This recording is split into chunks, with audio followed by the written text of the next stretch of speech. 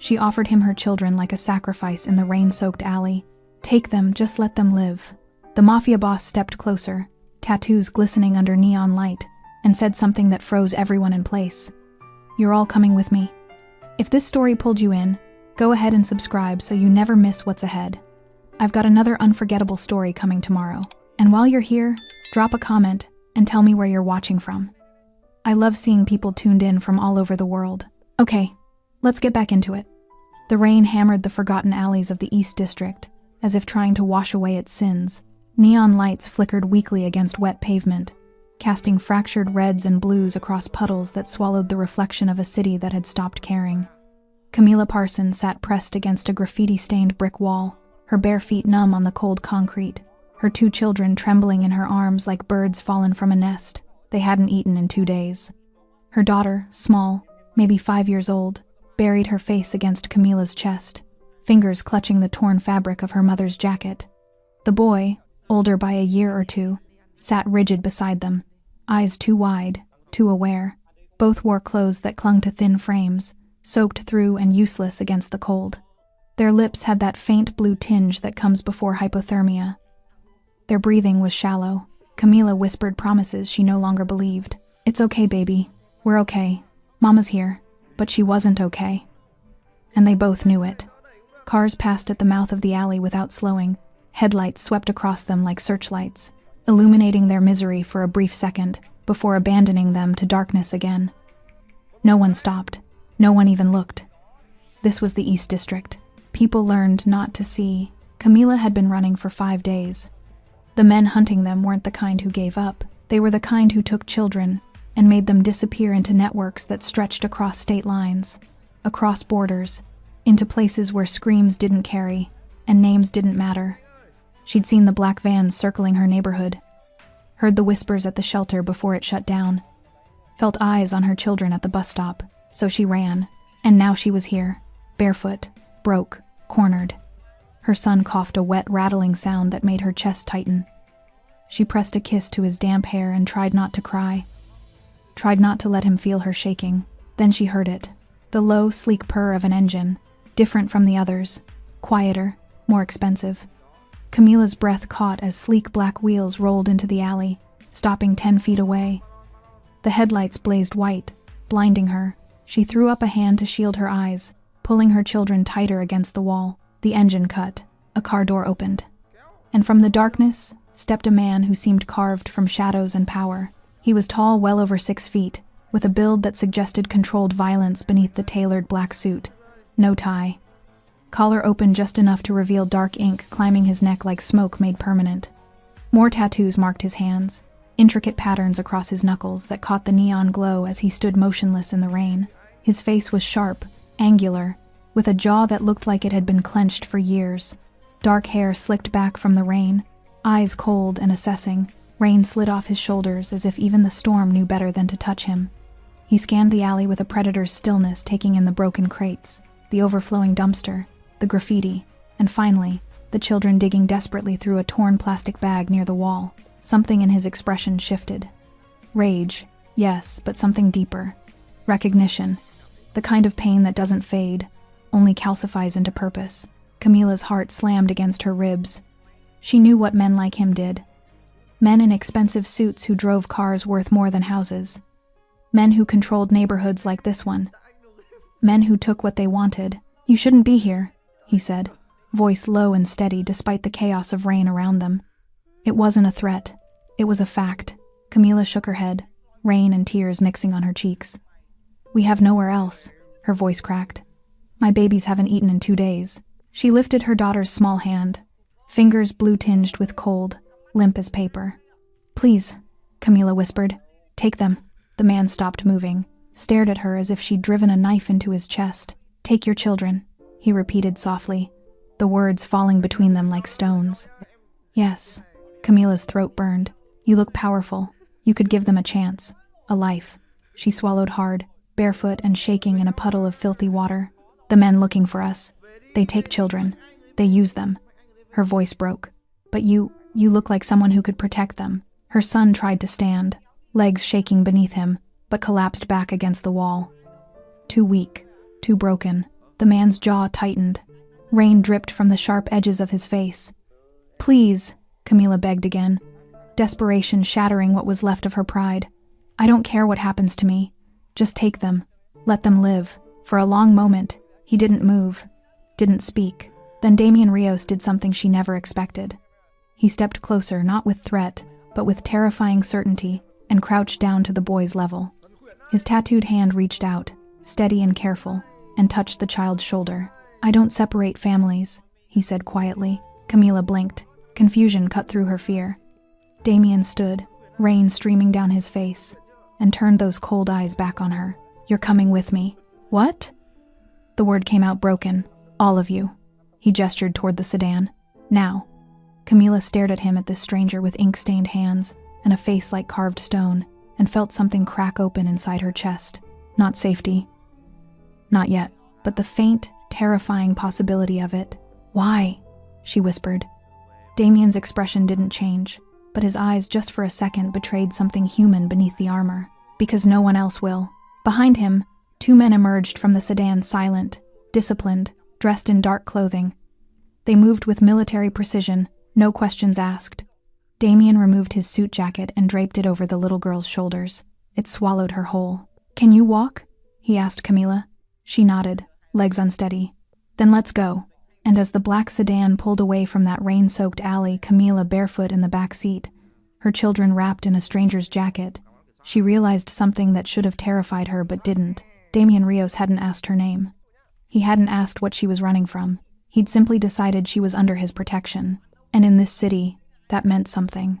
The sedan moved through the rain-slicked streets like a shadow, silent except for the rhythmic thump of windshield wipers. Camila sat rigid in the back seat, her daughter curled against her chest, her son pressed to her other side. Both children had stopped shivering, whether from the car's heat or sheer exhaustion. She couldn't tell. Damian sat in the front passenger seat, phone pressed to his ear, speaking in clipped sentences that revealed nothing. "Secure the perimeter. No one enters the building without clearance." A pause. "I don't care what time it is. Do it now." He ended the call without waiting for confirmation.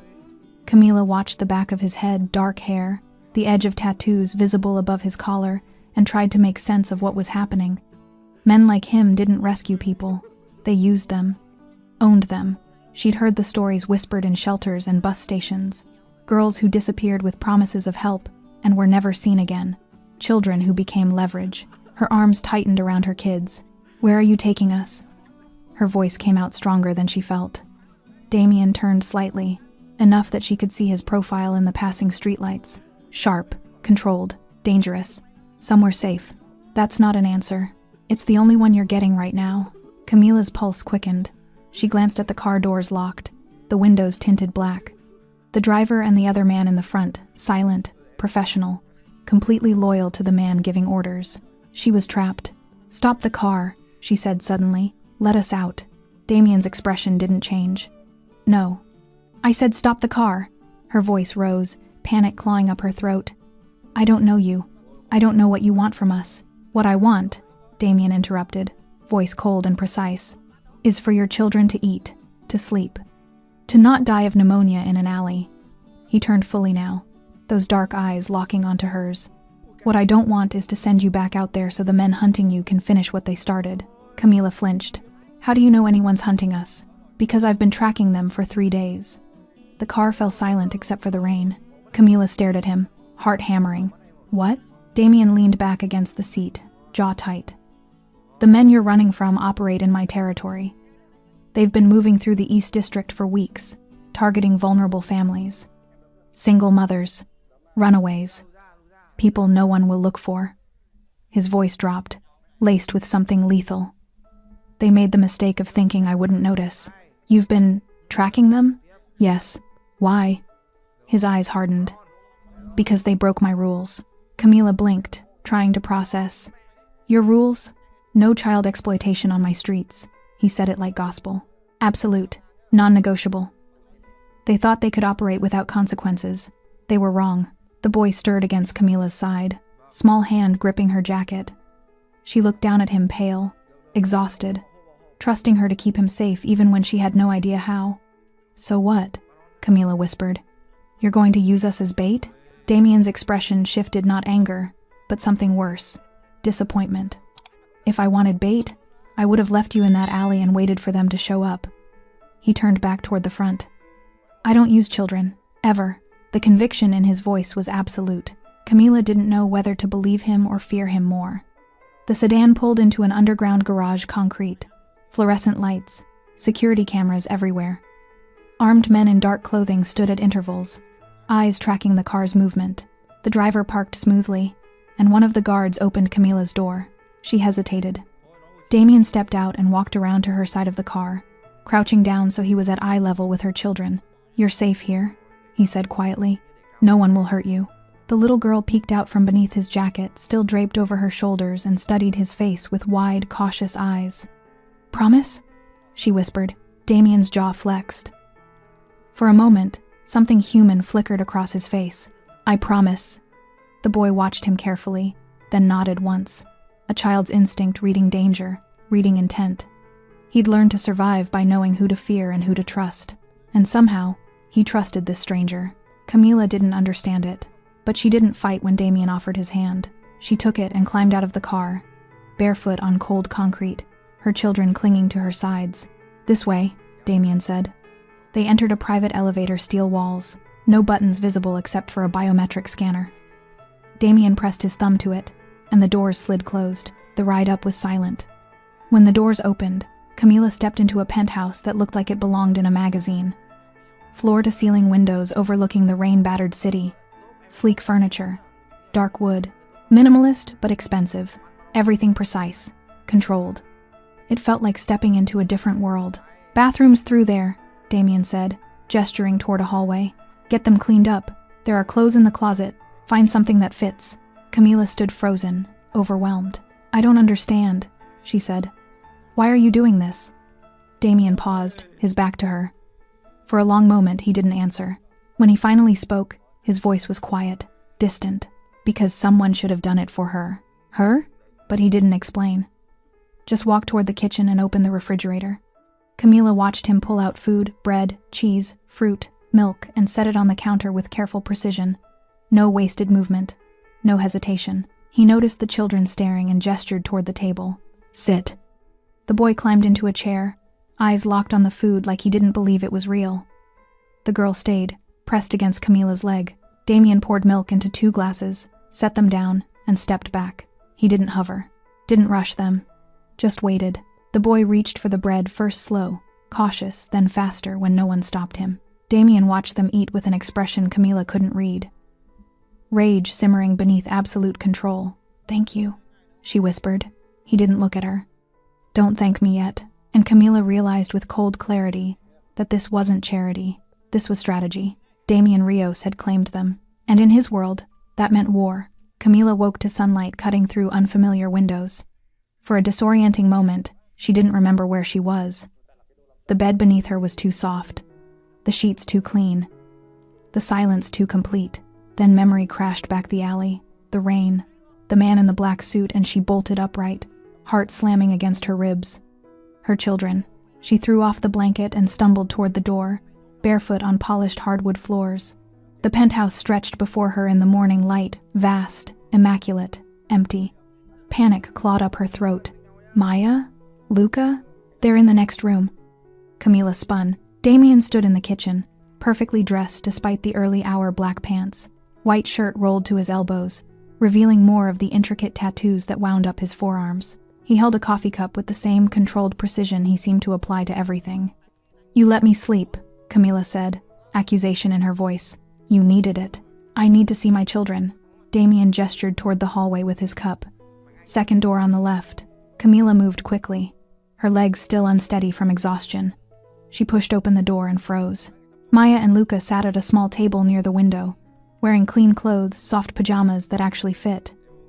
Maya's hair had been brushed, pulled back with a clip Camila didn't recognize. Luca wore socks. Both of them were eating breakfast. Real breakfast, eggs, toast, fruit. A woman in her 50s stood nearby, gray hair pulled into a neat bun, kind eyes, nurse's demeanor. She looked up when Camila entered. They're fine, the woman said gently. I'm Dr. Reyna. Mr. Rios asked me to check them over. You examined my children without asking me? Camila's voice shook. Mom! Luca looked up, relief flooding his face. We're okay. She was nice. Maya slid off her chair and ran to Camila, wrapping small arms around her waist.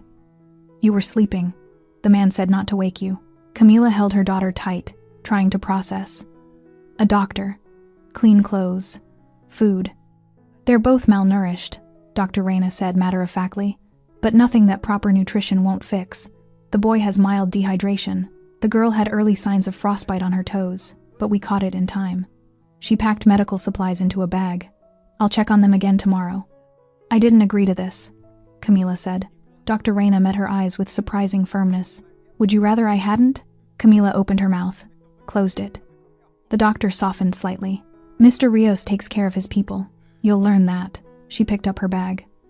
Make sure they eat every few hours. Small portions. Don't overwhelm their stomachs. She left without waiting for a response. Camila sank into the chair beside Luca, pulling Maya onto her lap. Her children, safe, fed, clean. It felt like a dream she was terrified of waking from. Where's the man? Luca asked, forking eggs into his mouth. Damien, Maya corrected. That's his name. He told me. Camila's chest tightened. He'd told them his name, spoken to them while she slept. The thought should have terrified her, but watching her son eat with actual color returning to his cheeks made it hard to feel anything except relief. Finish your breakfast, she said quietly. She found Damien on the balcony. He stood at the railing, city sprawling below him, 50 floors of power and distance. The rain had stopped, leaving the streets washed clean and glistening. He didn't turn when she approached. You had a doctor examine my children without asking, Camila said. Yes. You gave them clothes. Fed them. Yes. Why? Damien's jaw tightened. Because they needed it. That's not an answer. He finally turned, those dark eyes settling on her with uncomfortable intensity. What do you want me to say? That I did it out of kindness? That I'm some kind of hero? His voice remained level, but something dangerous simmered beneath. I'm not. I've done things that would make you lock your children in a room away from me. Camila held his gaze. Then why help us? For a moment, she thought he wouldn't answer. Then he looked back at the city. I have one rule I never break, he said quietly. No children get hurt on my streets. Not in my territory. Not while I have the power to stop it. His hands gripped the railing. The men hunting you broke that rule. They thought they could operate without consequences. So this is about territory? About control? This is about drawing a line. Camila stepped closer, studying his profile. What happened to you? His expression hardened. Nothing you need to know about. You said yesterday someone should have done it for her. Who? Damien's knuckles whitened on the railing. My sister. The words fell like stones. Camila waited. She was 12. Damien continued, voice empty of emotion, the kind of emptiness that comes from repeating a story too many times in your own head. I was 16. Working 2 jobs trying to keep us fed after our parents died. He exhaled slowly. One day I came home and she was gone. Just gone. Camila's throat tightened. No one helped, Damien said. No one cared. 2 orphan kids in the East District? We were invisible. His jaw clenched. I searched for 3 years. Called every number. Checked every lead. Found nothing. I'm sorry, Camila whispered. Don't be. He turned to face her fully. I built this so no one else would feel that helpless. So when I see children in danger, I don't ask questions. I don't wait for someone else to care. His eyes burned with cold fire. I act. Camila understood then. This wasn't charity. This wasn't even kindness. This was penance. Your children aren't your sister, she said gently. I know. Damien's voice softened fractionally. But maybe saving them means she didn't disappear for nothing. Behind them, through the glass, Maya's laugh echoed bright, innocent, alive. Damien's expression shifted. Just for a second. Something almost like peace crossed his face, before the armor snapped back into place. There are guards stationed outside, he said, voice returning to business. You don't leave this floor without me or one of my men. Understood? Are we prisoners? You're protected. He met her eyes. There's a difference. Camila wanted to argue, wanted to grab her children and run, but she looked at the city below, vast, uncaring, full of men who wanted to hurt her babies, and then back at Damien, the devil she knew. Or the monsters she didn't? How long? She asked. Until the threat is eliminated. And then? Damien's expression remained unreadable. Then you're free to go. But something in his voice suggested he didn't believe she would. 3 days passed in the penthouse like existing inside a snow globe, beautiful, contained, and utterly disconnected from reality. Camila watched her children transform. Color returned to their cheeks. Luca stopped flinching at sudden sounds. Maya laughed again, really laughed, when Damien's housekeeper brought her a stuffed rabbit from the toy store downstairs. But Camila couldn't shake the feeling that she was waiting for the glass to shatter. She saw Damien mostly in glimpses. Early mornings when he left in tailored suits, phone already pressed to his ear. Late nights when he returned, tension radiating from him like heat. He never ate with them, never stayed in a room longer than necessary, but she noticed things. The way he paused outside the children's bedroom door each night, listening. The way he'd left books on the coffee table, children's books, brand new. The way his guards rotated shifts with military precision, always watching the elevator, the stairwell, the windows. He was waiting for something. On the 4th morning, Camila found him standing at the floor-to-ceiling windows, phone clenched in his hand, knuckles white. "What's wrong?" she asked. Damien didn't turn. They made their move. Her stomach dropped. "Who? The men hunting you?" His voice was cold, controlled, lethal. "They hit one of my warehouses last night. Burned it to the ground." Camila's breath caught. "Why?" "Because you're here." He finally looked at her, and the rage in his eyes made her step back. "They're sending a message. Give you up, or they escalate." "Then give me up," Camila said immediately. "I won't let people die because of—" "No." The word cut through the air like a blade. "You don't understand," Camila pressed. "If they're willing to destroy your property, they'll keep coming. They'll hurt people, all because of me and my children." "They hurt people," Damien interrupted, voice dangerously quiet. "Because they're animals who think power means doing whatever they want without consequences." He stepped toward her. "This isn't about you. This is about them testing boundaries they should never have approached. People could die." "People will die," Damien said flatly. "But not you. Not your children, and not anyone under my protection." Camila stared at him, trying to reconcile the man who'd given Maya a stuffed rabbit with the one promising death with such calm certainty. "How can you be so—" She searched for the word. "So cold about this." Something flickered in Damien's expression. "Not quite pain, not quite regret, because if I'm not cold, I'm useless." He turned back to the window. "Emotion makes you hesitate. Hesitation gets people killed. Is that what happened to your sister? You hesitated?" The temperature in the room dropped 10 degrees. Damien's shoulders tensed, every muscle in his back going rigid beneath the expensive fabric of his suit. When he spoke, his voice was barely above a whisper. "I was 16, working a double shift. She called me, said someone was following her home from school." His jaw clenched. "I told her to lock the doors, that I'd be there in 20 minutes. Camila's chest tightened. "I was 23 minutes, Damien continued. "When I got there, the door was open. She was gone." He finally turned, and the emptiness in his eyes was worse than any anger. "So no, I didn't hesitate. I just wasn't fast enough, Damien. I won't make that mistake again." He pulled his phone from his pocket, fingers moving with controlled precision. "Which is why I'm ending this today. What are you going to do?" "What I should have done the moment they entered my territory." He dialed a number, pressed the phone to his ear. "Gather the names. Every associate, every business, every account they've touched in this city." A pause. "I want them isolated by noon." He ended the call. Camila's stomach churned. "You're going after them. I'm removing a problem. By destroying their lives? By showing them what happens when you threaten mine." The possessive pronoun hung in the air between them. Camila opened her mouth, but movement behind her made her turn. Luca stood in the hallway, pajamas rumpled, hair sticking up, eyes wide. "Is someone coming for us?" he asked quietly. Damien's expression shifted, the cold mask cracking just slightly. He crossed the room and crouched down to Luca's level, the same way he had in the alley that first night. "Yes," he said simply. "No lies, no false comfort." Luca's chin trembled. "Are they going to take us?" "No." "How do you know?" Damien's tattooed hand rested gently on the boy's shoulder. "Because I won't let them." "You promise?" For a long moment, Damien just looked at him, this small boy who'd learned too young that the world was dangerous, that adults couldn't always be trusted, that promises meant nothing when men with power wanted something. "I promise," Damien said quietly. Luca studied his face with the careful assessment of someone who'd been lied to before. Then, slowly, he nodded. "Okay."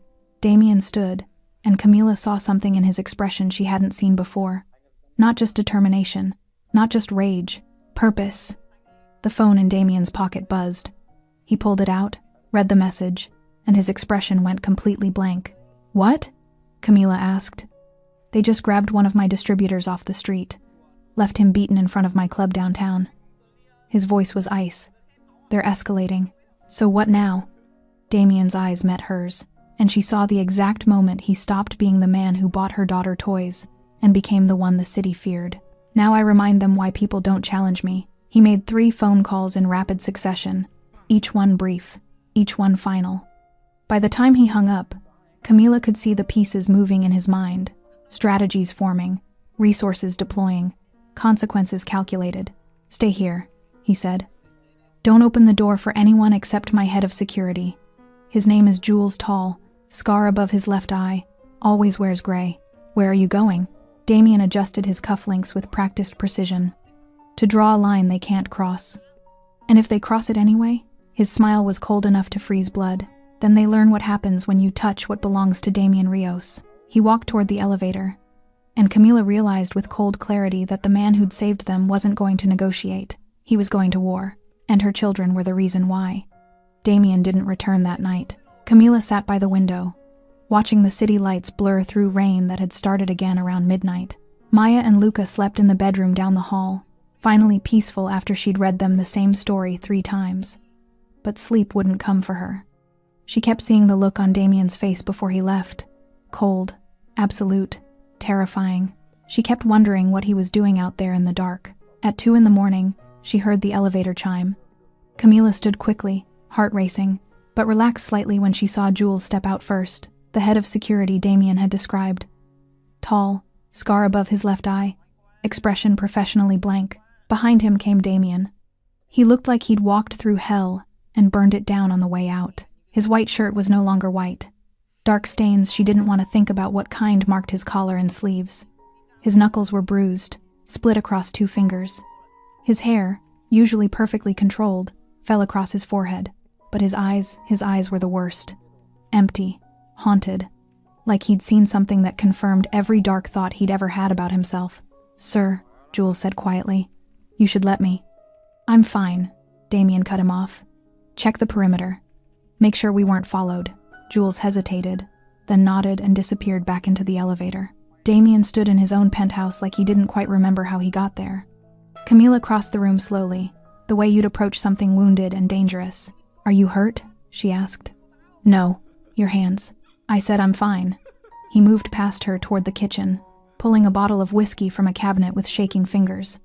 He poured 3 fingers into a glass, drank it in one swallow, then poured again. Camila watched him. "What did you do?" Damien stared at the amber liquid. "What needed to be done?" "That's not an answer. It's the only one you're getting." She should have left him alone. Should have gone back to bed, locked the door, pretended she didn't care what this man destroyed in her name.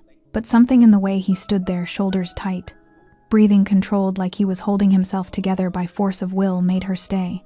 "You're not fine," she said quietly. "I'm alive. That's fine enough." "Damien, don't." The word came out sharp. "Broken." He set the glass down too hard, liquid sloshing. "Don't try to make me feel better about what I am, what I do. I'm not trying to. You should be afraid of me." He turned, and the rawness in his expression made her breath catch. "Do you understand that? I just spent 6 hours systematically destroying people's lives, cutting off their money, their connections, their escape routes." His voice dropped, and when one of them tried to run, I made sure he understood what happens when you threaten what's mine. The possessive word again. Camila's heart hammered. "Did you kill him?" she whispered. Damien's jaw clenched. "No." "Then what?" "I made him wish I had." He picked up the glass again but didn't drink, just stared at it. "I'm not a good man, Camila. I don't save people because it's right. I do it because I couldn't save her. And every time I see a child in danger, I see her face, his sister, Camila had known there was more to that story. More pain buried beneath the cold exterior. What was her name? She asked gently. For a long moment, she thought he wouldn't answer. Then, Isabella. The name hung in the air like a prayer. Tell me about her, Camila said. Why? Because you're carrying her alone, and that's too heavy. Damien's hands tightened on the glass. She thought he'd refuse, thought he'd shut down completely, but something in him cracked. She was everything good I wasn't, he said quietly. Smart, kind. She wanted to be a teacher. A bitter laugh. Used to practice on me, make me sit through these lessons about history and science like I gave a damn about anything except keeping us fed. Camila moved closer. You were 16. You were a child too. I was old enough to protect her. His voice turned harsh. Old enough to know that the East District ate people like us alive, that men like the ones hunting you existed everywhere, looking for vulnerable kids no one would miss. You said someone was following her. Damien's eyes closed. She called me from a payphone 3 blocks from our apartment. Said a man in a van had been circling the school, that he'd followed her bus. His voice fractured. She was scared, and I told her to run home and lock the doors. That I'd be there in 20 minutes. Damien. 23 minutes, he continued, words tumbling out like poison he'd been holding in for years. I was 23 minutes. I ran 8 blocks. Couldn't afford the bus fare. By the time I got there, the door was kicked in. Her backpack was on the floor. Her shoe just one shoe in the hallway. Camila's throat burned. I searched for 3 years, Damien said. Every lead, every rumor, every trafficking ring I could find. His hands shook.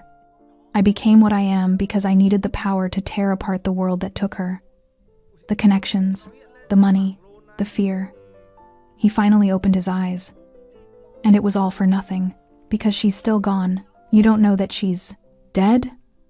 He laughed, the sound broken. I know exactly what happens to 12-year-old girls who disappear in this city. I've dismantled enough operations to have nightmares for the rest of my life. Camila stepped closer. Close enough to see the grief carved into every line of his face. So that's why, she whispered.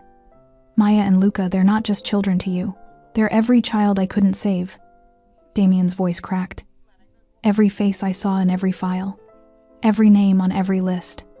He looked at her, and the pain in his eyes was unbearable. I can't bring Isabella back, but I can make damn sure no one else loses their sister, their daughter, their son. Even if it destroys you? I was destroyed the day she disappeared. He set down the glass. Everything since has just been building something useful from the wreckage. Camila did something she knew she shouldn't. Something dangerous and stupid and completely necessary. She reached out and took his hand, the one with bruised knuckles and tattooed scars, and held it. You're not wreckage, she said firmly. You're the person who saved my children when no one else would. Damien stared at their joined hands like he'd forgotten what comfort felt like. They're safe tonight, he said quietly. The men hunting you won't make another move. Not yet. Because of what you did. Yes. Camila should have been horrified. Should have pulled away from this man who admitted to destroying lives without hesitation. Instead, she squeezed his hand tighter. Thank you, she whispered. And for the first time since she'd met him, Damien Rios looked like he might believe he deserved it. 4 nights of fragile peace. 4 nights where Camila almost let herself believe the nightmare was over. Where Maya laughed during breakfast, and Luca asked questions about the buildings he could see from the penthouse windows. Where Damien returned each evening with bruised knuckles and exhausted eyes, but always paused to check on the children before disappearing into his office. 4 nights of pretending the glass walls around them would hold. On the 5th night, they shattered. Camila woke to darkness, and silence, the kind of silence that felt wrong. No hum of the city below, no ambient light from the hallway. Even the digital clock on the nightstand was black. Power outage. She sat up slowly, instincts screaming before her mind caught up. Her hand reached automatically for her phone on the nightstand. Dead. Completely drained when it had been at 60% when she'd gone to sleep. Not an outage. A shutdown. Camila's heart slammed into her throat. She threw off the covers and ran toward the children's room, barefoot on cold floors. The penthouse was utterly dark. No emergency lights, no backup systems, nothing. Maya, Luca. She burst through their door and nearly sobbed with relief. Both children sat up in bed, Maya clutching her stuffed rabbit, Luca's eyes wide in the darkness. Mom? Luca's voice trembled. It's okay, baby. Come here. She pulled them both close, mind racing. Where was Damien? Where were the guards? The penthouse had military-grade security. There was no way the power just failed unless... A sound echoed from the hallway. Footsteps. Multiple. Moving with tactical precision. Not Damien's guards. Camila's breath caught. She looked frantically around the room for anything she could use as a weapon. A lamp. A chair. Anything. The footsteps grew louder. Then she heard it. A voice from the living room. Male. Cold. Familiar from nightmares she'd tried to forget. Check every room. They're here somewhere. The men from the alley. The ones who'd been hunting her children for weeks. They'd found them. Camila pressed her hand over Maya's mouth before she could cry out, pulling both children toward the closet. Her hands shook as she guided them inside, whispering frantically, "Don't make a sound. No matter what happens. Stay hidden until..." The bedroom door exploded inward. A flashlight beam cut through the darkness, blinding her. Camila shoved the children behind her, putting her body between them and the 3 men who stepped into the room. "There you are," the lead man said. He was tall, thin, with a scar running down his cheek. "Thought you could hide in Rios's castle forever? Stay back," Camila warned, voice shaking. He laughed. "Or what? You'll scream? Go ahead. Your boyfriend's guards are unconscious 3 floors down. Rios himself is dealing with a convenient fire at his east side property." He stepped closer. "That's the thing about powerful men. They think they can protect everything. But they can't be everywhere at once. Please," Camila whispered. "Just let us go. We will. The kids, anyway. They're worth good money." His smile was vicious. "You, on the other hand, you've been nothing but trouble." He raised his hand, and Camila saw the gun. Time slowed. She thought of Maya and Luca behind her. Of the life she'd tried so desperately to give them. Of the man who'd promised they were safe. Then the window exploded. Glass shattered inward as a figure crashed through from the balcony, impossibly fast, impossibly controlled. The flashlight spun across the floor, beam catching flashes of movement, a black suit, tattooed hands. Cold fury carved into every line of Damien Rios's face. He moved like violence given human form. The first man went down with a sickening crack, Damien's elbow connecting with his jaw. The second tried to raise his weapon, but Damien caught his wrist, twisted, and the gun clattered away. A knee to the ribs, a brutal strike to the throat. The man dropped, gasping. The leader, the one with the scar, grabbed Camila, yanking her in front of him as a shield, gun pressed to her temple. "Stop!" he shouted. "Stop, or I'll..." Damien froze. In the scattered flashlight beam, Camila saw his expression. Not fear, not hesitation, pure, calculated rage. "Let her go," Damien said quietly, too quietly. "Back away," the man ordered. "Back away or she dies." Behind Camila, Maya whimpered. The sound cut through the darkness like a blade. Damien's eyes shifted just for a second to the closet where the children hid. Then back to the man holding Camila. "You made a mistake coming here," Damien said. "I made a mistake?" The man laughed, pressing the gun harder against Camila's head. "You're the one who..." Damien moved. 1 second, he was 10 feet away. The next, he was there, hand clamping down on the man's wrist with crushing force, twisting the gun away from Camila's head. The weapon discharged, bullet embedding in the ceiling. Camila dropped, and Damien stepped between her and the attacker. What happened next took less than 5 seconds. A strike to the elbow that made bone crack. A sweep that took the man's legs out. Damien following him down, knee on his chest, forearm across his throat. "You put a gun to her head," Damien said, voice empty of everything except promise. "In my home, near children under my protection." The man struggled, choking. "I told you what would happen if you touched them." "Wait," the man gasped. "Wait, please."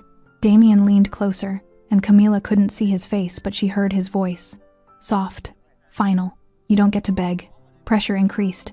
The man's struggles weakened, stopped. Damien stood slowly, stepping back. The man didn't move. Camila couldn't tell if he was unconscious or dead, and part of her didn't want to know. The door burst open. Jules appeared with 4 guards, weapons drawn, flashlights cutting through the darkness. "Sir, secure them," Damien ordered, voice returning to cold control. "I want to know how they breached the building. I want names of everyone involved, and I want the backup systems online in 5 minutes. Yes, sir. Damien turned to Camila, and in the flashlight beams, she saw blood on his knuckles. Are you hurt? She shook her head, unable to speak. The children? I'm here. Luca emerged from the closet, pulling Maya with him. Both were shaking, eyes wide with terror. Damien crossed to them in 3 strides, crouching down despite the violence still radiating from him. You're safe, he said quietly. I promise, you're safe. Maya burst into tears and launched herself at him.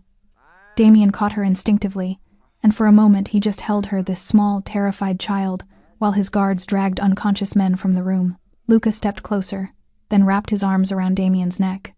And Damien Rios, the man the city feared, the man who'd just destroyed 3 attackers without hesitation, closed his eyes and held both children like they were the only thing in the world worth protecting. Camila watched through tears and understood. This wasn't strategy anymore. This was family. The attack changed everything. Damien had the penthouse swept 3 times for vulnerabilities, new security protocols, biometric locks on every door, guards stationed inside, not just in the lobby. He moved through the space like a man at war, checking angles, reinforcement points, escape routes. Camila watched him work with a mix of gratitude and growing unease. He barely slept, barely ate. And when he looked at her children, something fierce and possessive burned in his eyes that made her chest tight. On the 2nd day after the attack, he called her into his office. Sit, he said, not looking up from the tablet in his hands. Camila sat across from his desk, studying him in the afternoon light. The bruises on his knuckles had darkened to deep purple, a cut above his eyebrow that hadn't been there before. He looked like he'd aged 10 years in 2 days. We need to talk, Damien said, finally setting the tablet down. Her stomach dropped. About what? About ending this. He met her eyes. Permanently. Camila's hands tightened on the armrests. What does that mean? It means I've been playing defense, reacting to their moves instead of dictating the game. His voice was cold, controlled. That ends today, Damien. The men who attacked us weren't working alone. They're part of a larger network trafficking operation that spans 3 states, run by a man named Kozlov, Russian, connected, ruthless.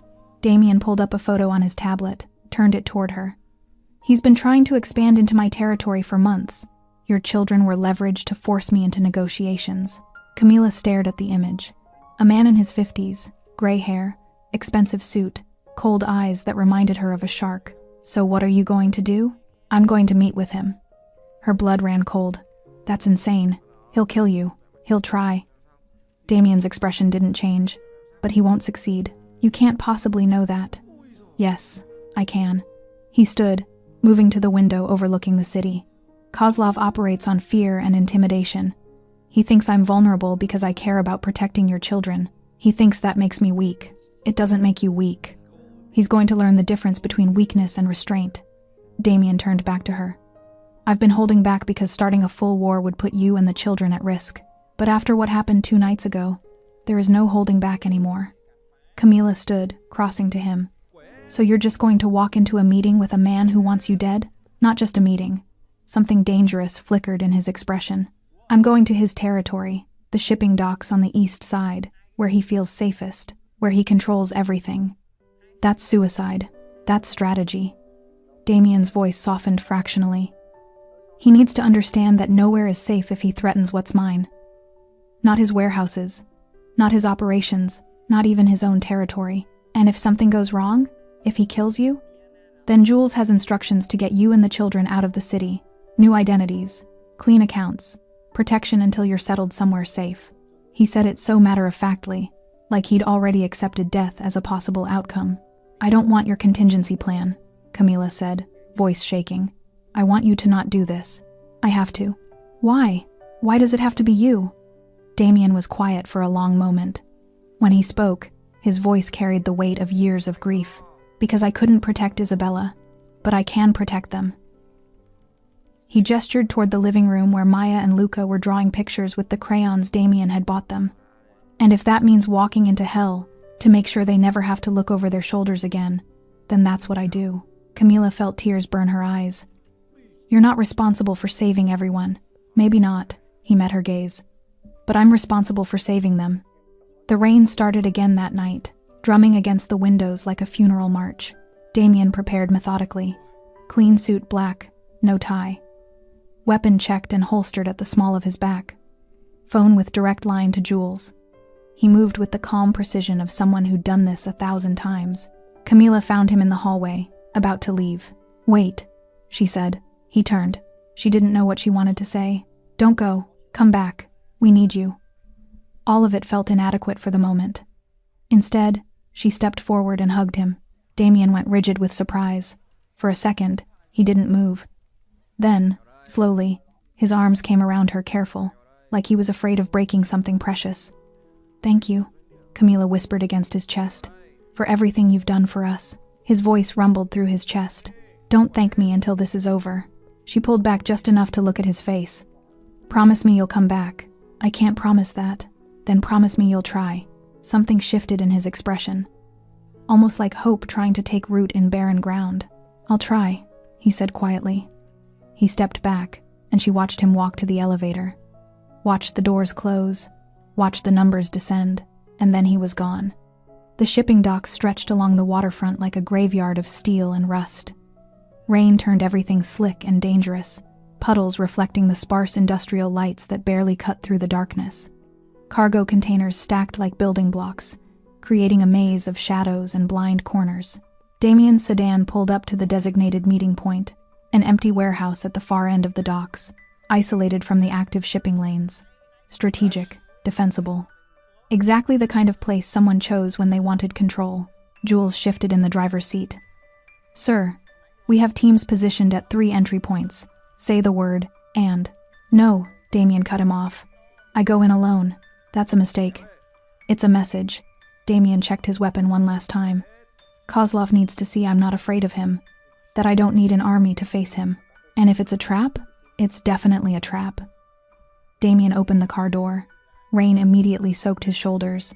"But it's mine too." He walked toward the warehouse entrance, rain sliding down his face, each step deliberate. The doors stood open, invitation or threat, it didn't matter. He crossed the threshold into dim light and concrete floors. Kozlov waited in the center of the space, flanked by 6 men with weapons visible. The Russian was exactly like his photo-expensive suit, cold eyes, the kind of calm that came from decades of violence. "Mr. Rios," Kozlov said, accent thick. "You came alone. Brave or stupid?" "Neither." Damien stopped 20 feet away. "Certain," Kozlov smiled. "Certain of what? That you're going to leave this city? Tonight?" The smile vanished. "You think you can threaten me? In my territory?" "This isn't your territory," Damien said quietly. "It's mine. You've just been borrowing it. Now I'm collecting the debt." Kozlov's men shifted, hands moving toward weapons. "You attack my warehouse," Damien continued, voice never rising. "You breach my home. You put a gun to the head of someone under my protection." He took a step forward. "Those were mistakes, fatal ones. You protect a woman and her brats," Kozlov spat. "That makes you weak." "No," Damien's expression turned lethal. "That makes me dangerous, because now I have something worth burning your entire operation to the ground for." Big words for a man outnumbered. Count again. Lights blazed on throughout the warehouse. From the shadows emerged Damien's men, not just a few, but dozens, positioned on the catwalks above, behind the cargo containers. At every exit, all armed, all silent, all waiting for one word from their boss. Kozlov's face paled. "You wanted to test me," Damien said. "Wanted to see if protecting them made me vulnerable, so let me make this clear." He stepped closer, rain dripping from his hair. "Those children are under my protection. That means they're untouchable. Anyone who comes near them, anyone who even thinks about them, answers to me. You can't protect them forever. I can protect them longer than you'll survive in this city." Damien's voice dropped to barely above a whisper. "I know every operation you run, every account you have, every person you've paid off." He pulled out his phone, held it up. "One call and it all disappears. Your money, your connections, your escape routes." Kozlov's jaw clenched. "Or," Damien continued, "you leave tonight, take your operation somewhere else, and I let you live. That's not a choice. It's the only one you're getting." For a long moment, the warehouse was silent except for rain hammering on the metal roof. Then Kozlov nodded once, sharp, angry, but acknowledging defeat. "This isn't over, Rios." "Yes," Damien said. It is. He watched Kozlov and his men retreat, vehicles pulling away into the rain-soaked night, watched until the taillights disappeared. Then he turned to Jules. Make sure they leave the state. If they're still here by morning, remind them why that's a bad idea. Yes, sir. Damien walked back to the sedan, rain mixing with the adrenaline still coursing through his veins. He'd won. The threat was neutralized. But as he climbed into the car, all he could think about was getting back to the penthouse, back to them. Damien returned to a silent penthouse at 3 a.m. The guards nodded as he passed, confirming everything had been quiet. No incidents, no threats. Safe. He should have felt relieved. Instead, exhaustion hit him like a physical weight. He'd spent the hours after the docks making sure every loose end was tied, every one of Kozlov's associates identified and warned, every route into the city monitored. It was done. Finally done. He found Camila asleep on the couch, curled up in a blanket, phone clutched in her hand like she'd been waiting for a call. His call, confirming he was alive. Something in his chest twisted. Damien moved quietly to his office, closed the door, and poured himself a drink he didn't want. The city stretched outside his windows vast, uncaring, still full of threats he couldn't control. But tonight, for the first time in years, he'd won a battle that actually mattered. The door opened behind him. You're back, Camila said softly. He turned. She stood in the doorway, hair messy from sleep, eyes worried. I'm back, he confirmed. Did you? She couldn't seem to finish the question. It's over. Kozlov agreed to leave the city. His operation is dismantled. The threat is neutralized. Relief flooded her face. So we're safe? Yes. She crossed the room and hugged him again, sudden, fierce, like she needed to confirm he was real. Damien stood frozen, not sure what to do with his hands, with the warmth of another human being pressed against him. Thank you, she whispered. Thank you for keeping us safe. He should have said something, should have accepted the gratitude. Instead, he gently disentangled himself and moved to the window. You should pack, he said quietly. Silence. What? Camila's voice was small. The threat is gone. You're free to go wherever you want. He kept his back to her, knowing if he looked at her face he might not be able to say this. I'll arrange for clean identities, bank accounts, references for housing and employment. Whatever you need to start over somewhere safe. You're sending us away? I'm giving you freedom. His voice sounded hollow even to his own ears. That's what you wanted, wasn't it? To be safe? To raise your children without looking over your shoulder? Yes, but... Then take it. He finally turned, and the look on her face nearly broke him. Take your children somewhere safe. Somewhere far from this city. Far from men like Kozlov. Far from me. What if I don't want to be far from you? The question hung in the air like a grenade. Damien's jaw clenched. You don't know what you're saying. Yes, I do. She stepped toward him. These past weeks, seeing how you are with Maya and Luca, how you've protected us, cared for us. I'm not a good man, Camila. His voice turned harsh. You've seen what I do, what I'm capable of, the violence, the control. That doesn't just go away because I buy your daughter stuffed animals. I know you're not perfect. I've killed people. The confession tore out of him. Not tonight, but before. People who threatened what was mine. People who crossed lines. I've done things that would make you sick if you knew the details. She didn't flinch. Did they deserve it? The question caught him off guard. What? The people you killed? Did they deserve it? Damien thought about the traffickers he'd eliminated over the years. The ones who'd hurt children. The ones who'd continued Isabella's nightmare for other families. Yes, he said quietly. Then I'm not going to condemn you for it. Camila's voice was steady. You're not a monster, Damien. Monsters don't cry over lost sisters. They don't promise scared children they're safe. They don't risk everything to protect people they barely know. You barely know me. I know enough. She crossed the remaining distance between them. I know you could have left us in that alley. Could have let those men take my children. Could have used us as bait or leverage or whatever else would have benefited you. Her eyes shone with unshed tears. But you didn't. You saved us. And then you kept saving us. Over and over. That doesn't make me worthy of... He couldn't finish. Of what? He looked away. Of you staying. Camila reached up and gently turned his face back to hers. What if I want to stay? Why would you want that? His voice cracked. This life, my life, it's dangerous. Violent. You and the children deserve better than... We deserve to choose, she interrupted firmly. And I'm choosing this. Choosing you. Camila, my children trust you. They feel safe with you. And I. She took a shaky breath. I haven't felt safe in years. Not until you. Damien wanted to argue, wanted to push her away for her own good. But God help him. He was tired. Tired of being alone. Tired of building walls around everything good, because he was afraid of losing it. If you stay, he said carefully, you stay knowing what I am, what I do. I know. If you stay, you're choosing this life.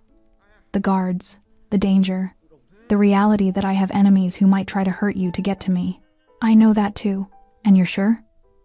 He searched her face. Really sure? Camila smiled, small but genuine. You promised to protect us. Did you mean it?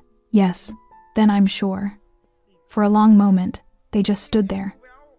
Then Damien did something he hadn't allowed himself in years. He pulled her close and held on like she was the only thing keeping him human. I don't know how to do this, he admitted against her hair. How to be this. What? Someone worth staying for. Camila pulled back just enough to look at him.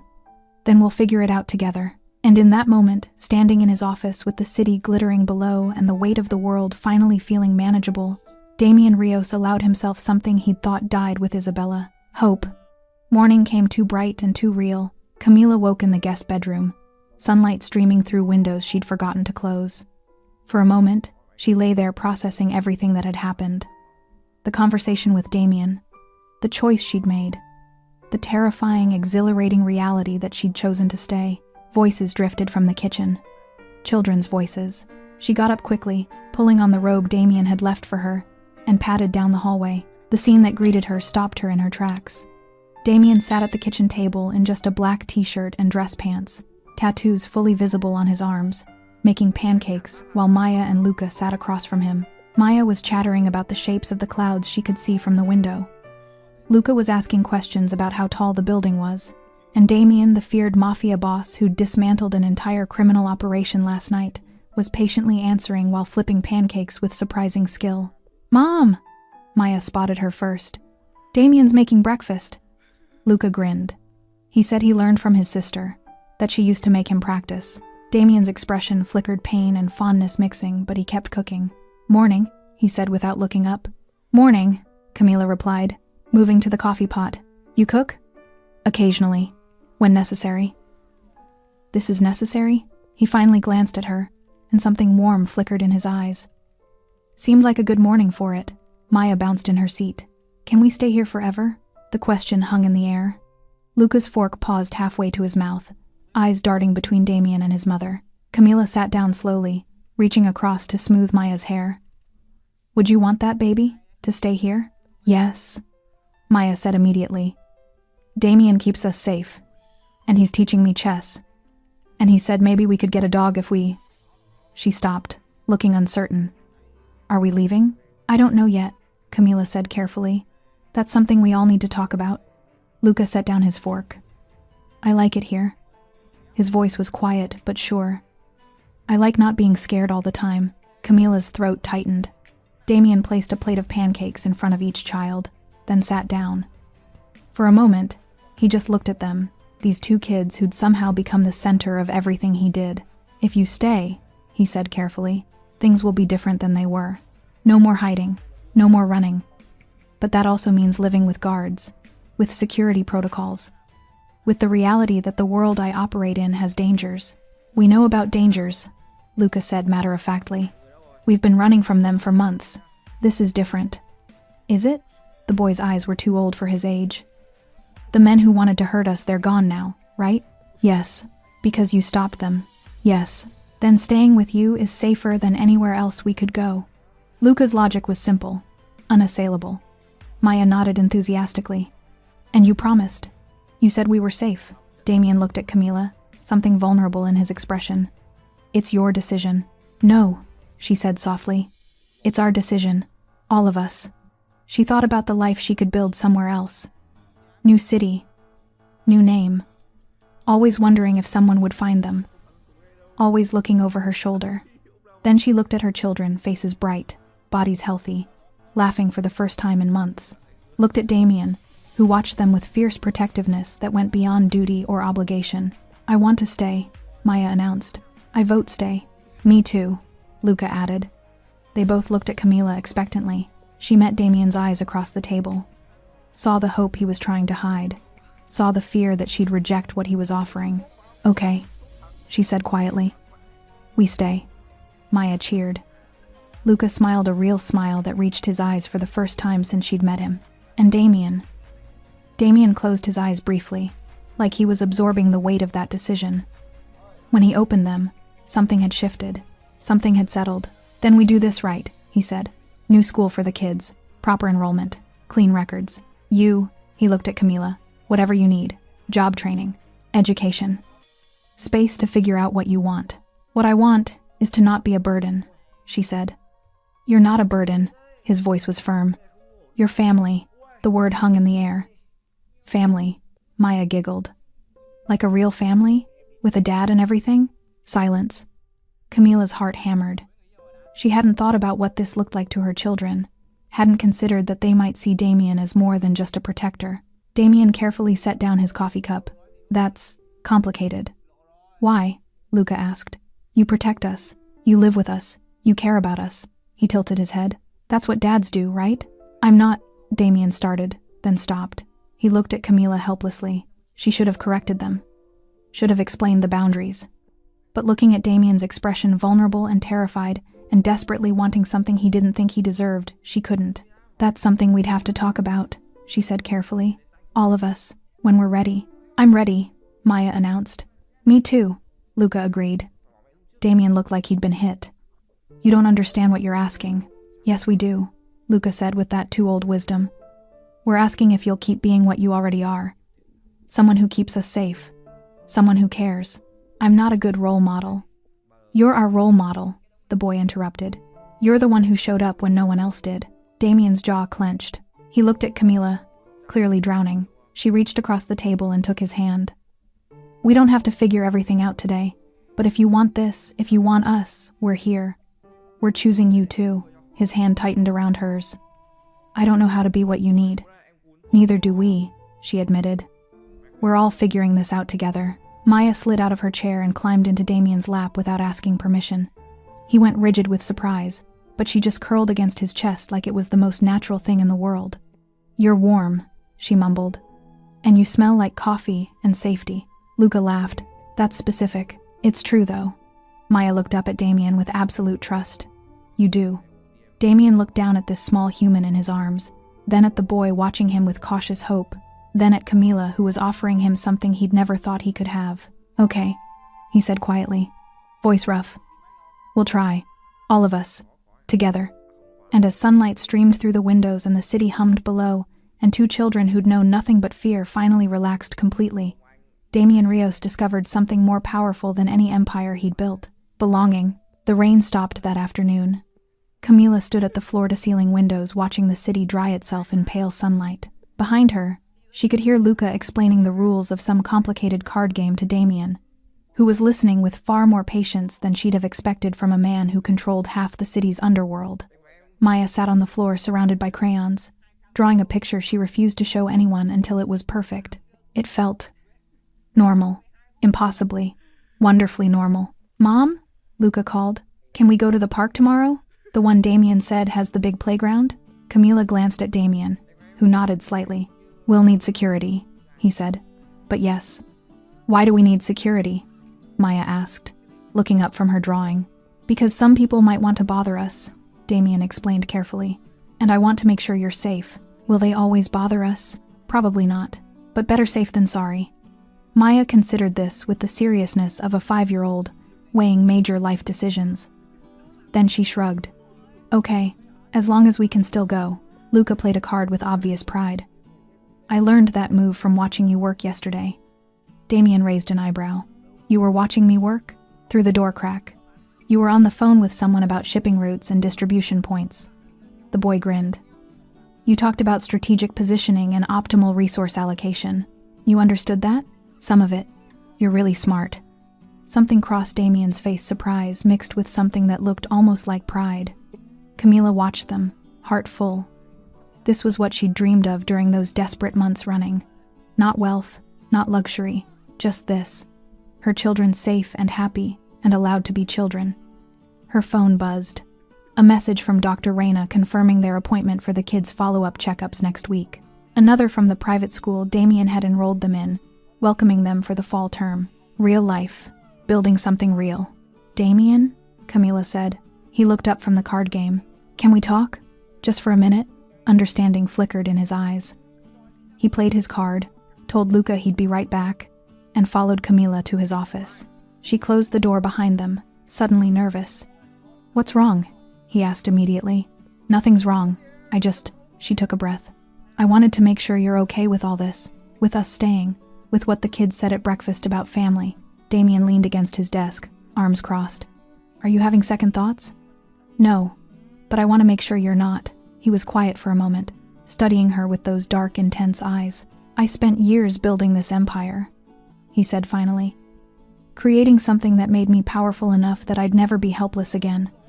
Never have to watch someone I cared about disappear because I couldn't protect them. I know. But it was hollow. All that power, all that control, and I was still alone." He looked toward the door, where they could hear Maya humming and Luca shuffling cards. "Then you showed up, in that alley, barefoot and desperate, and offering me your children because you thought it was the only way to save them." Camila's throat tightened at the memory. "I should have just given you money," Damien continued. "Set you up somewhere safe and moved on. That would have been smart, strategic. Why didn't you?" "Because when I looked at your kids, I saw her, Isabella, and I couldn't." His voice cracked slightly. "I couldn't walk away and spend the rest of my life wondering if I'd made the same mistake twice." Camila stepped closer. "This isn't a mistake, isn't it? I'm dragging you into my world, my dangers, my complications. You're offering us safety, security, a chance to stop running." She touched his arm gently. "That's not a mistake. That's a gift. I don't know how to be what they need," he admitted. "A father figure. A good influence. I'm a criminal, Camila. I break laws, hurt people, make decisions most would call immoral. Do you hurt innocent people? No. Do you protect the vulnerable? When I can. Do you care about my children?" His answer was immediate. "Yes. Then that's enough.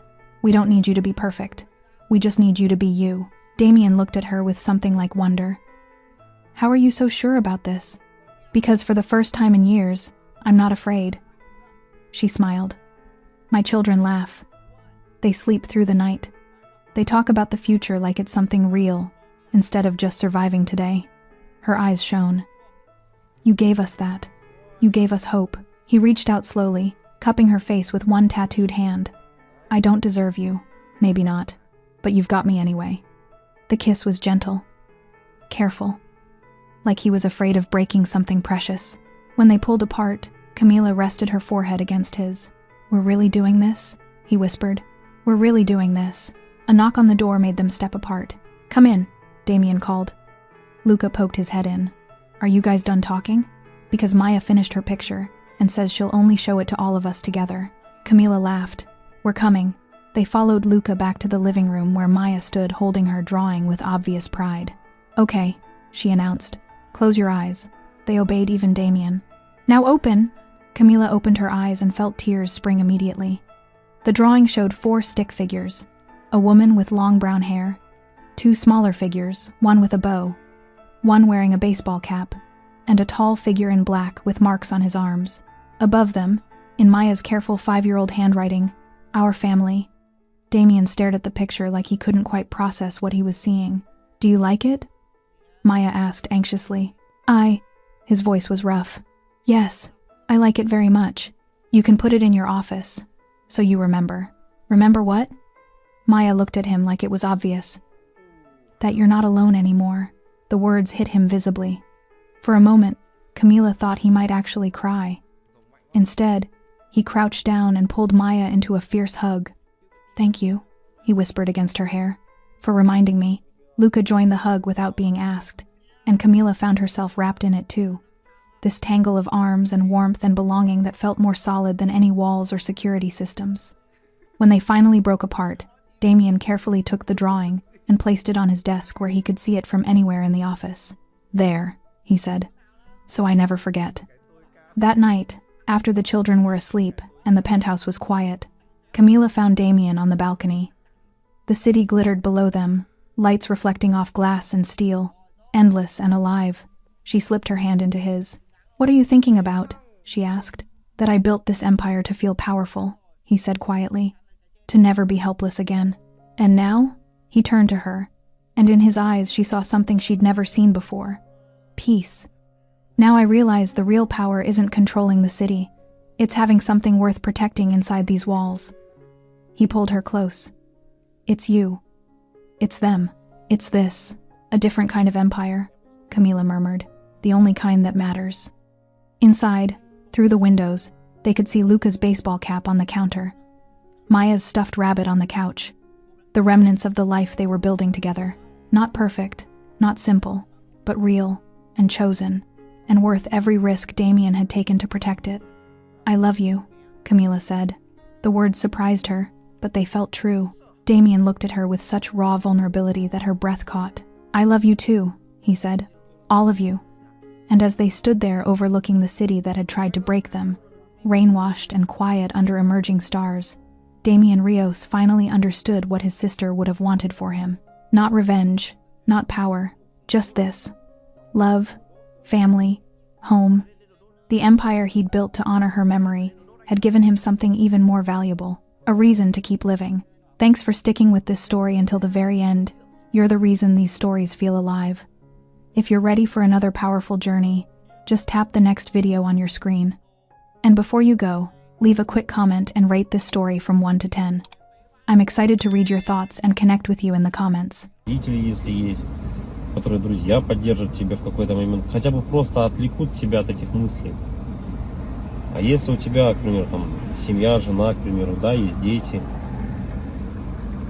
то тут, наверное, поддержка только от них исходит какая-то. Вот. Чтобы не упиваться в своих мыслях о том, что какая нынче сложная жизнь. И, наверное, других-то вариантов, в принципе-то, и нету. Какие вот еще варианты, в принципе, изменить, поменять свою жизнь настолько, чтобы она была, ну, казалась тебе удачной, да, реализованным себя в жизни, в чем-то. В чем, вот как проявляется на самом деле у нас реализованность? Наверное, у 90% случаев это финансовое благополучие, финансовая независимость. Это, наверное, одно из таких ключевых моментов, когда человек, наверное, считает себя реализованным, да, в этой жизни. То есть, как добиться этого? То есть, с учетом того, что даже возьмем нашу страну, да, сколько миллионов людей здесь живет, как каждому добиться этого результата? Непонятно. И с каждым годом просто ситуация становится все хуже и хуже. Все дорожает, люди зарабатывают либо столько же. Ну, даже если они зарабатывают столько же, на самом деле этого все уже недостаточно. К чему это все приведет на самом деле? В оконцове, наверное, мир погрязнет в большую депрессию, в какую-то. Какие-то войны, возможно, или еще что-то, еще больше глобальных таких вещей, которые не приведут ни к чему хорошему на самом деле. Поддержка каждого человека именно для того, чтобы он держался, наверное, морально, заключается в том, что, ну, наверное, дом, в который ты приходишь, должен быть крепостью твоей, да, что это единственное должно быть место, где ты будешь чувствовать себя под защитой. Для этого было придумано, наверное, своя пещера изначально, потом свои какие-то чумы, палатки различные, да, потом все это превратилось, на данный момент это у нас дома, квартиры, в которые мы приходим и должны ощущать себя в безопасности, чтобы можно быть немного морально расслабленным с учетом того, что ты выходишь каждый день на работу, на улицу, и все равно давление вот это вот, оно все равно присутствует. Когда ты заходишь в магазин, видишь цены эти, да, и так далее, не можешь себе что-то там приобрести, позволить на ежедневной основе, это откладывает большой, наверное, отпечаток. Не, наверное, а точно. И поэтому, когда возвращаясь домой, ты чувствуешь, вот хотя бы есть типа уголок того места, куда ты можешь прийти.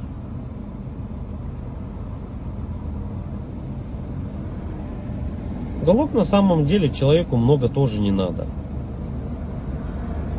Можно хотеть большего, но на самом деле человеку одному много не надо. Да? Ему нужно спальное место, спокойное место, где можно подумать. Ну, это когда ты один, к примеру, да? Когда у тебя есть семья, к примеру, ты приходишь домой, опять-таки, и тут хотя бы, да, поговорить о каких-то вещах. Просто об отрешенных вещах, наверное. И, возможно, при этих же условиях у тебя и появляется какая-то дополнительная мотивация для реализации себя. А когда у тебя нету ничего, вот это уже становится проблемой. И это у многих на самом деле. Что значит не иметь ничего?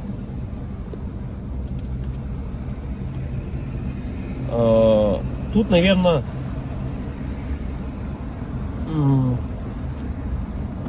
самое главное, дизмораль у человека еще возникает при том, что это уже, наверное, где-то в глубине души даже она возникает при даже хорошей финансовой подушке такой, которая у тебя есть, хороших финансовых деньгах, да, то есть, но нету вот внутреннего ощущения, к примеру, дружбы, семьи, любви и так далее. Это уже отдельно на самом деле разговор, потому что мы, вот, к примеру, можем взять, как сейчас вот Новстрой, если кто-то смотрит, насколько тяжело обладать такими финансами и не иметь, по сути, ничего. Ни друзей, ничего не иметь. Так главное это получается для бедных главное деньги, для богатых главное какое-то внутреннее ощущение нужности, не из-за денег. Вот такой вот. И это борьба какая-то такая и вот эти два слоя общества, богатые и бедные, они друг друга не понимают. На самом деле из-за этого, возможно. Потому что богатый человек, он уже не смотрит на деньги, он не считает эти деньги. Ему важно внутреннее вот это вот ощущение того, что он нужен без них даже. Это как Тони Старку сказали: а кто ты без костюма? На вот это я филантроп, тудым-сюдым, он сказал, да?